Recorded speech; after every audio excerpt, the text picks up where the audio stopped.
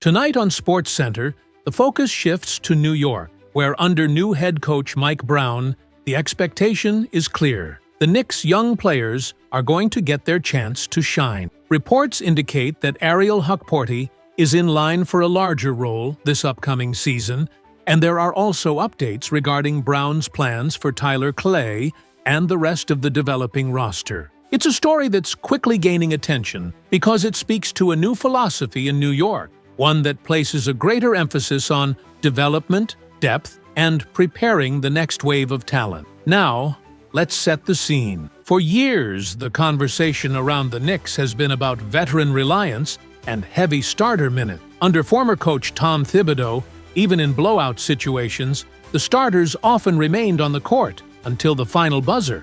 That approach, while rooted in discipline and a win-now mentality, came at the expense of younger players who desperately needed game reps to grow. Fans and analysts alike criticized that system, pointing out that opportunities for players like Kevin McCullough Jr., Tyler Clay, and Ariel Hukporti were scarce, even in garbage time. That philosophy is changing under Mike Brown. From the moment he was hired, part of the appeal was his track record of developing young benches and giving prospects a real chance to carve out roles. According to James L. Edwards of The Athletic, among the Knicks' group of promising players, Tyler Clay, Pome Deer, and Ariel Hukporti, it's Hukporti who stands out with the clearest pathway to consistent minutes. Why? Because the center position remains one of the most fragile spots on this roster. Mitchell Robinson, when healthy, is a force. His rim protection is elite, his rebounding is a game-changer, and his presence in the paint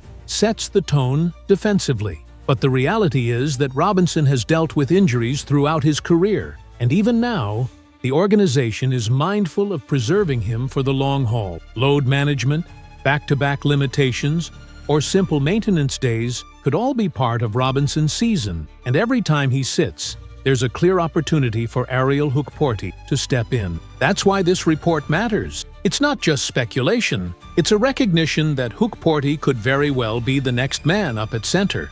And for a player who has already shown flashes of toughness, energy, and rim protection during last season and in Summer League action, the stage is set for him to maximize every chance he gets. As Edwards points out, development doesn't just come in practice, it comes in meaningful minutes, even if those minutes begin in garbage time. Fans should expect to see more of that this year.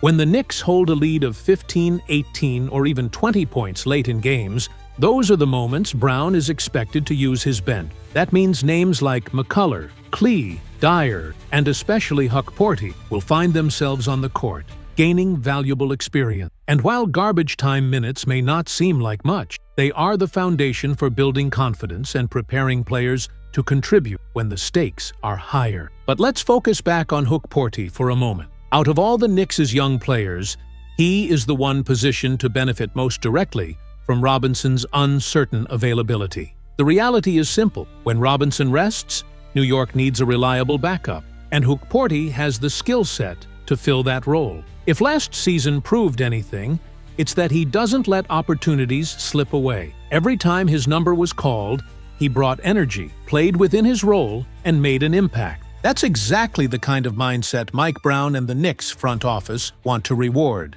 So, what does this mean moving forward? It means that under Mike Brown, the Knicks are signaling a shift. They want to win now, yes, but they also want to make sure the next wave of talent is prepared. For Ariel Hukporti, this is the chance to cement himself as a long-term contributor. For fans, it's a reason to pay attention not just to the stars, but to the young names who could define the franchise's depth in the years to come. Because of all the work he's put in, and everything we've seen from him throughout the offseason, in Summer League, and even flashes from last season, it's clear he's positioning himself for a bigger role. But he's not the only name fighting for an opportunity. Tyler Koloko is right in the mix as well, and while it's not a straightforward path, there is a legitimate opening for him to claim meaningful minutes this season. Shout out to James L. Edwards once again for breaking down this situation and giving us some perspective on how Koloko could fit into Mike Brown's plans in his first season at the helm. Edwards pointed out something really important. After Jalen Brunson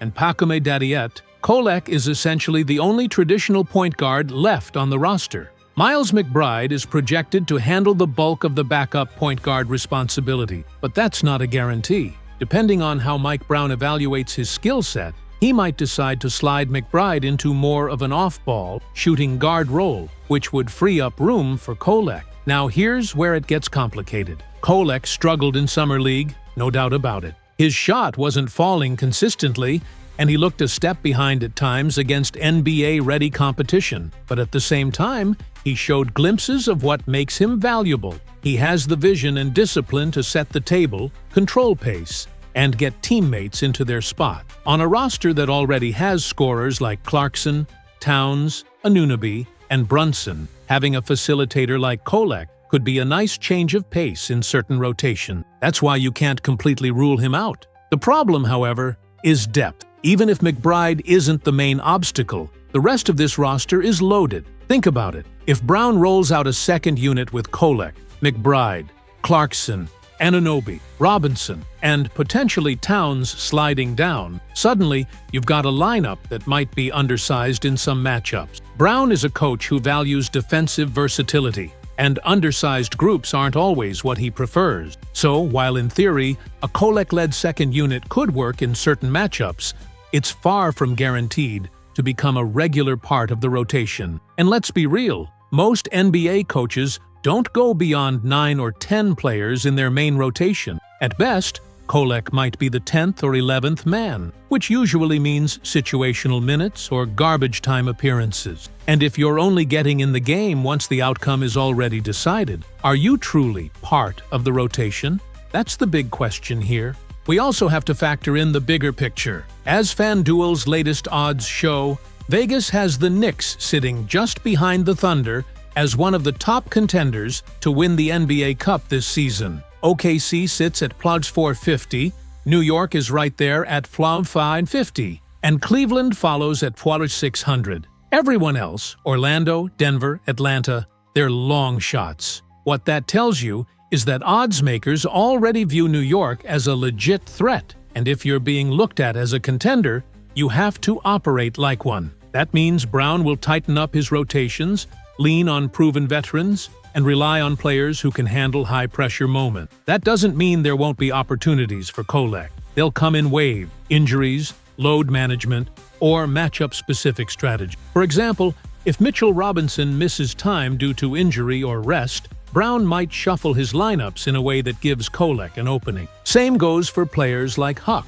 who could see the floor when certain front-court situations arise. But those are windowed, not guaranteed. For Koloko to secure a consistent role, he'll have to force Brown's hand by showing command of the offense, limiting turnovers, and proving he's not a liability on defense. The goal for the Knicks is simple: maximize the minutes of guys like Robinson, keep the core fresh for the postseason, and use the younger guys strategically. If Koloko wants to move from being a maybe to a must-play, it's going to come down to how he adapts, how quickly he gains trust, and whether he can handle the demands of being the floor general for even small stretches. That's the real battle in front of him this season. When you look at the rest of the team, not just Mitchell Robinson but also the other bigs on the roster, one thing is becoming clear. Ariel Hukporti is positioning himself to be right in that mix. Out of all the young players fighting for a role, Hukporti might actually have the clearest path to securing consistent minutes,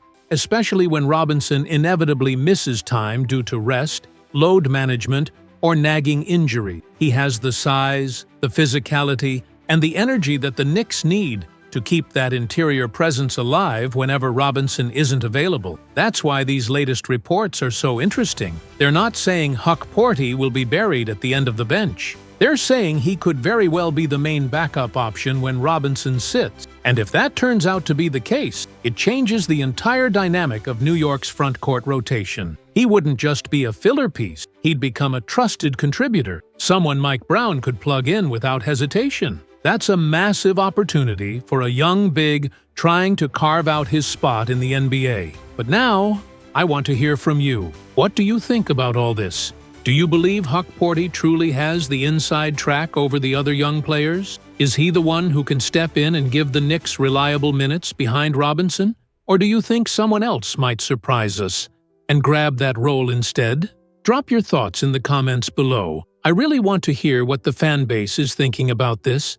And before you go, if you enjoyed today's breakdown, make sure to hit that like button. It really helps push the content out to more Knicks fans. Don't forget to subscribe to the channel and turn on notifications so you never miss the latest updates. We've got a lot more to cover this season, and trust me, you're not going to want to miss it. That's all for today's episode, Knicks fans. Take care of yourselves, take care of your families, and most importantly, take care of each other. Until next time, peace and love.